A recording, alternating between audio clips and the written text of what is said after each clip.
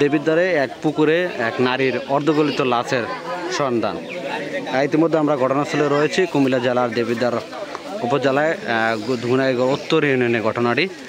দেবিদ্বার বার্তা থেকে আমি আব্দুল আলিম সর্বশেষ আপডেট জানানোর চেষ্টা করছি। আসলে দর্শক, আমরা ঘটনা জানাজানির পরে আমরা ঘটনাস্থলে এসেছি। এই লাশটি অর্ধগলিত, সে কারণে আমরা লাশটি দেখাতে পারছি না। তবে এখানকার একটি স্থানীয় ভাষা, যেটিকে গ্রাম, একটি ছোট জঙ্গল এবং সাথে একটি পুকুরে কিন্তু এই অজ্ঞাত পরিচয়হীন নারীর অর্ধগলিত লাশটি স্থানীয়রা দেখতে পায়। ইতিমধ্যে দেবিদ্বার থানা পুলিশের টিম কিন্তু এখানে রয়েছে। তারা অনুসন্ধান করছেন, তদন্ত করছেন এবং পুকুরে অর্ধগলিত মহিলার লাশের খবরে কিন্তু এলাকাবাসী, অর্থ এলাকার শত শত হাজার হাজার মানুষ কিন্তু সেখানে ভিড় করেছেন।